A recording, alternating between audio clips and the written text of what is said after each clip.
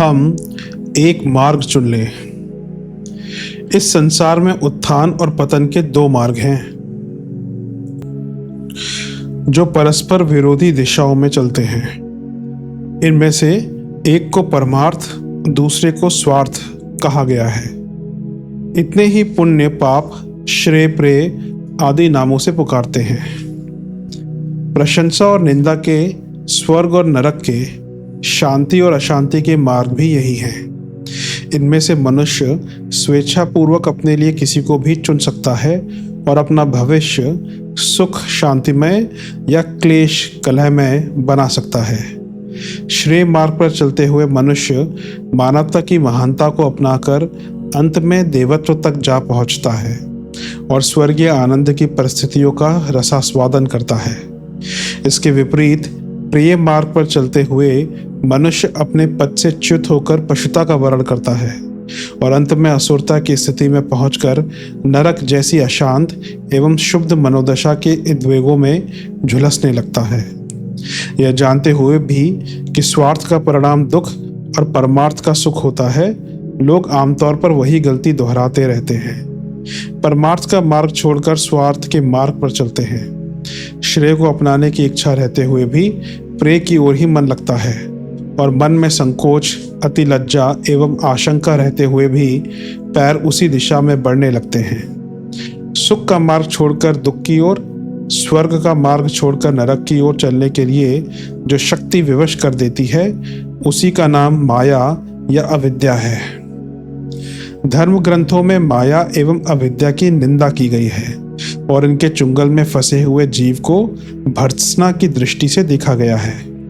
यह विचारणीय बात है कि सत्पुरुषों में, सदग्रंथों से तथा अपने अनुभव से व्यक्ति पुण्य की महत्ता और पाप की हानियों को जानता हुआ भी जिस माया या अविद्या की प्रेरणा से कुपथगामी बनता है, वस्तुतः वह है क्या? वस्तु और उसकी इतनी प्रबल प्रचंडता का कारण क्या है?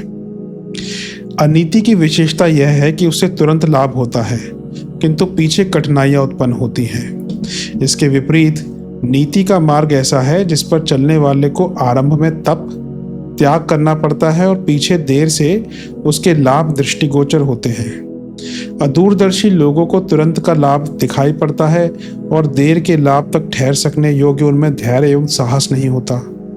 प्रलोभनों पर वे फिसल पड़ते हैं और उसी कुचक्र में अपना भविष्य अंधकार में बना लेते हैं। आज के अभी के क्षणिक लाभ की ओर इतना अधिक आकर्षित हो जाना कि भविष्य में उसके दुष्परिणामों का ध्यान ही ना रहे, इसी का नाम माया या अविद्या है। दूसरे शब्दों में इस मूर्खता को अदूरदर्शिता, अविवेक, अधीरता या विचारहीनता भी कह सकते हैं। इस दुनिया को आध्यात्मिक भाषा में भवसागर कहते हैं। माया नगरी या जादू नगरी भी इसे कहा जाता है। भवसागर इसलिए कहा गया है कि वह घड़ियालों और मगरमच्छों से भरा पड़ा है जो दांव लगते ही शिकार को निगल जाते हैं। माया नगरी इसलिए कहा गया है कि यहाँ कदम कदम पर मनुष्यों को पहेलियां बूझनी पड़ती हैं। भूल भुलैयों के महल में फंसे हुए मनुष्य को बाहर निकलने के लिए सही रास्ता ढूंढने में अपनी पूरी बुद्धि का प्रयोग करना पड़ता है, तब उसे कहीं रास्ता मिलता है। यदि थोड़ा भी असावधान रहे, उपेक्षा करे, तो उसी में भटकते फिरना पड़ता है और बाहर निकलने का रास्ता नहीं मिलता। घड़ियालों और मगरमच्छों से भरे तालाब में स्नान करने वाले को हर घड़ी सतर्क रहना पड़ता है। जरा सी असावधानी उसके लिए प्राण घातक दुष्परिणाम उत्पन्न कर सकती है।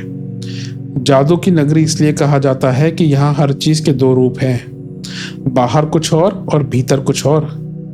इसमें वास्तविकता क्या है, यह जाने बिना धोखा होने का बड़ा डर रहता है। बाजीगर मिट्टी का टुकड़ा लेकर उसे जादू से मिठाई बना देता है, किसी वस्तु को किसी रूप में दिखा देता है। इसमें वह नजर बांध देने का जादू करता है। आंखें वास्तविकता को समझने में धोखा खाती रहती हैं और कुछ का कुछ दिखाई देता रहता है। जादूगर दर्शकों की मूर्खता पर मन ही मन मुस्कुराता भी रहता है। पांडवों का एक ऐसा महल था जिसमें जल के स्थान पर थल और थल के स्थान पर जल दिखाई पड़ता था। कौरव एक दिन वहां गए तो वे भी धोखा खा गए। द्रौपदी इस पर हंस पड़ी और यही हंसी अंत में महाभारत का कारण बनी। इस माया नगरी दुनिया का सारा महल ही जल को थल और थल को जल दिखा देने वाला बना खड़ा है, जिसमें पग पग पर भ्रमित होने वाले हम कौरवों का उपहास हो रहा है। रूप और सौंदर्य जिनके ऊपर लोग मरे कटे जा रहे हैं, चमड़ी की चमक मात्र है। इस चमकती पन्नी को मलमूत्र के हान मास के दुर्गंध से भरे घड़े के ऊपर चिपकाकर लोगों को कितने बड़े भ्रम में डाल रखा है। बाजीगर की इस चतुराई को देखकर हैरत में पड़ना पड़ता है। धन, चांदी, तांबे और कागज के टुकड़ों, नोटों की अपनी एक निराली दुनिया है। वे एक हाथ से दूसरे में और दूसरे से तीसरे में मस्ती के साथ घूमते रहते हैं। देर तक वे कहीं भी नहीं ठहर सकते।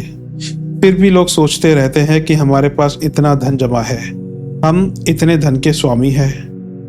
तिजोरी में, बैंक में धन रखा हो या सरकारी खजाने में जमा हो या अपने बाद उस पर किसी और का कब्जा हो जाए, इसमें अपना क्या बनता बिगड़ता है। सिक्के हमारे मरने जीने की परवाह किए बिना अपनी व्यवस्था के अनुसार घूमते फिरते रहते ही हैं, पर लोग उनके साथ न जाने क्या क्या अरमान संजोए बैठे रहते हैं।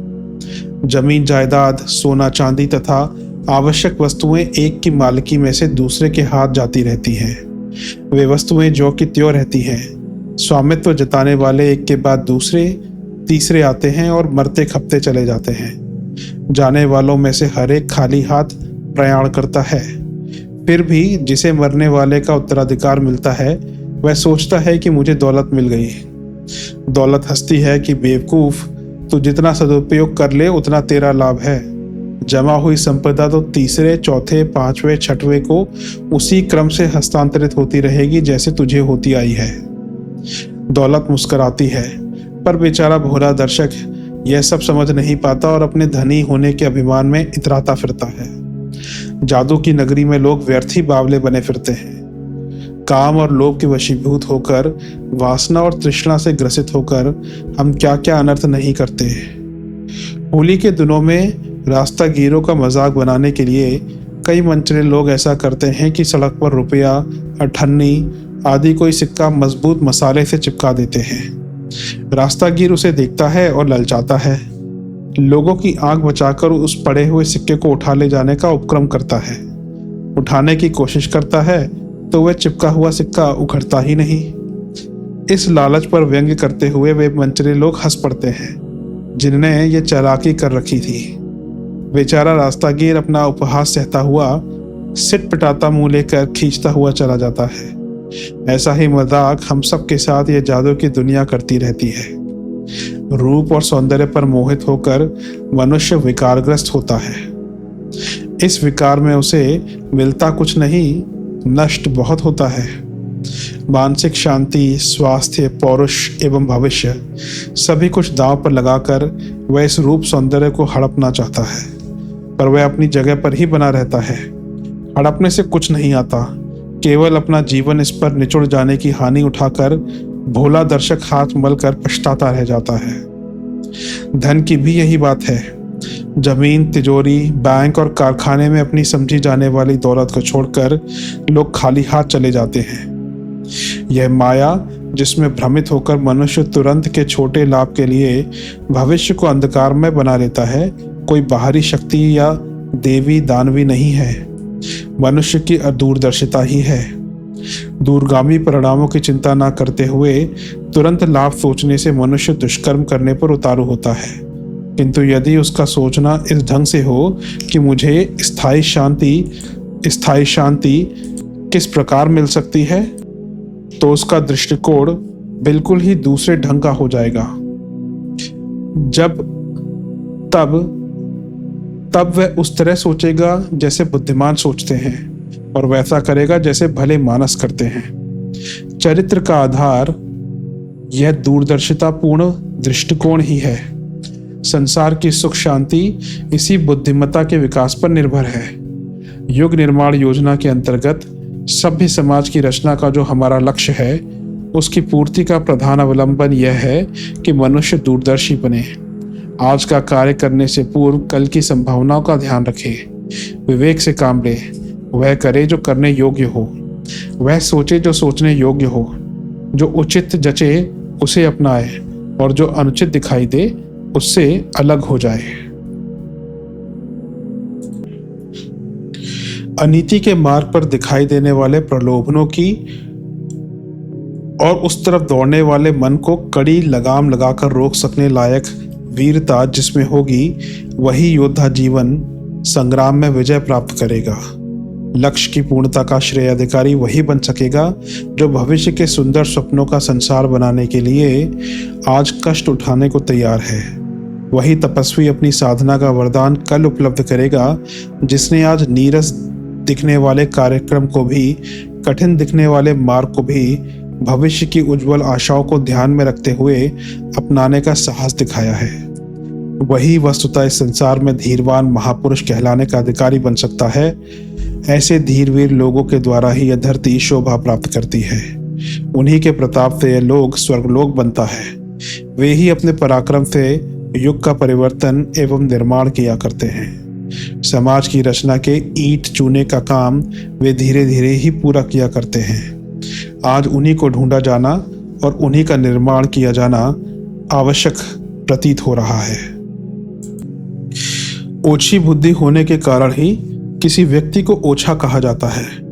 यूँ लंबाई चौड़ाई में तो बहुत थोड़ा बड़ा अंतर लोगों में देखा जाता है, पर विवेक की दृष्टि में उनमें आकाश पाताल का अंतर रहता है। कोई 52 उंगल के बौने जैसे होते हैं तो कोई भूदराकार हनुमान जैसे लगते हैं। यह अंतर शारीरिक नहीं मानसिक ही होता है। ओछे मनुष्य अपना आज का संकुचित लाभ ही सदा ध्यान में रखते हैं और इसके लिए दूसरों का कितना ही बड़ा अहित होता हो तो उसकी परवाह नहीं करते।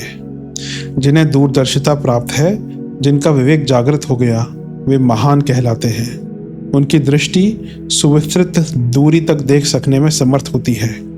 वे सबके हित में अपना हित समझते हैं, सबके सुख में अपना सुख अनुभव करते हैं और स्वार्थ साधन करके अपनी तोंद बढ़ाने में वे जोग का उदाहरण नहीं बनते, वरन खिलते हुए पुष्प की तरह अपना सारा सौरभ दूसरों की सुख शांति के लिए बिखेरते हुए अपना यश शरीर अमर छोड़कर इस संसार से हंसते हंसाते विदा होते हैं।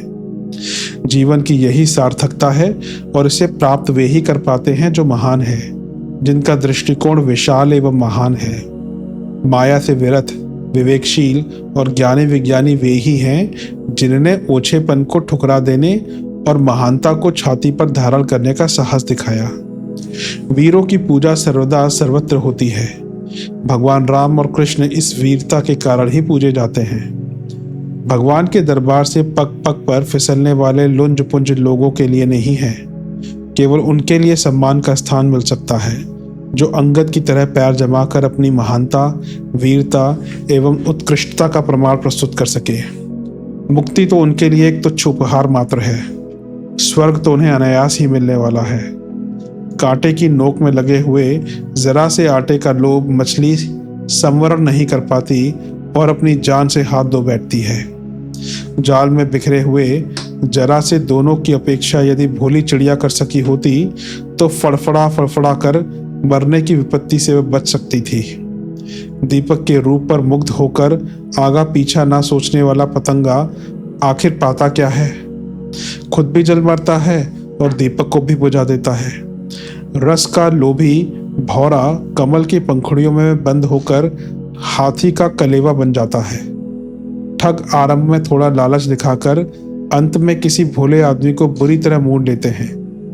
यदि इनमें आरंभिक प्रलोभन से बच निकलने के लायक धैर्य रहा होता तो बेचारों की इस प्रकार दुर्गति क्यों होती? जेलखानों में निंदा, घृणा और यातना का जीवन व्यतीत करने वाले लोगों में अधिकांश वे हैं जो अपने तात्कालिक लोभ एवं आवेश का संवरण ना कर सके और आज जनमानस से बहिष्कृत स्थिति में दयनीय जीवन यापन कर रहे हैं। नरक की बड़ी जेल में ले जाने वाला भी यह एक ही कारण है, प्रलोभनों में फिसलने से बच सकने लायक धैर्य का भाव। यदि यह एक कमी लोगों के मन क्षेत्र से निकल सके तो निस्संदेह अब में से हर कोई महापुरुष बन सकता है और अपने को आनंदमय स्थिति में रख सकता है। इतना ही नहीं, वरन सर्वत्र सुख शांति का वातावरण उत्पन्न करने में महान योगदान भी दे सकता है। भगवान के भंडार में बहुत विभूतियां भरी पड़ी हैं, पर वे सबको उसी प्रकार नहीं मिलती जिस प्रकार बंदूक का लाइसेंस सरकार हर किसी को नहीं देती। परीक्षा के बाद ही विद्यार्थियों को उत्तीर्ण होने का प्रमाण पत्र मिलता है। आग में तपाए जाने के बाद ही स्वर्ण को खरा घोषित किया जाता है।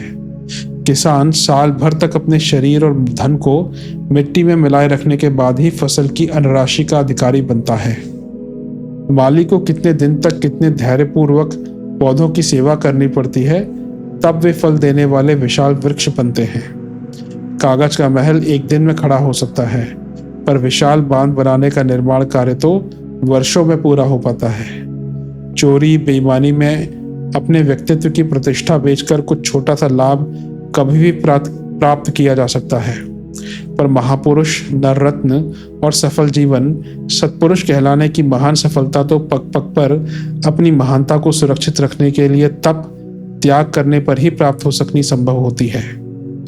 यहाँ हर श्रेष्ठ व्यक्ति को कठिनाइयों की, असुविधाओं की अग्नि परीक्षाओं में होकर गुजरना पड़ता है। जो विवेक को अपनाए रहता है, प्रलोभनों में स्खलित नहीं होता और सन्मार्ग से किसी भी कारण कदम पीछे नहीं हटाता, वस्तुतः वही इस भवसागर को पार करता है।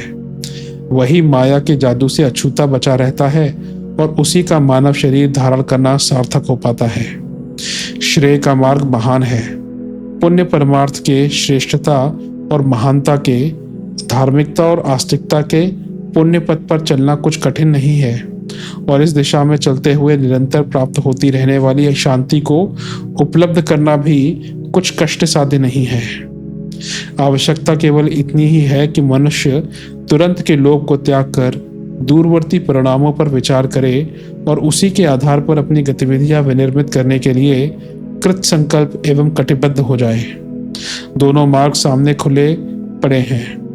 यह अपनी इच्छा के ऊपर पूर्णतः निर्भर है कि दोनों में से किसी को भी चुन ले।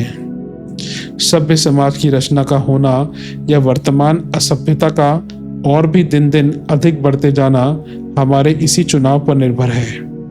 राजनीतिक वोट तो बार बार पड़ते रहते हैं। हमें जीवन लक्ष्य के चुनाव में एक ही बार वोट डालना पड़ता है। एक श्रेय, दूसरा प्रेय, ये दोनों ही उम्मीदवार खड़े हैं। यह हमारी पसंद की बात है कि इनमें से किसी एक को वोट देकर उसे विजयी बना दें।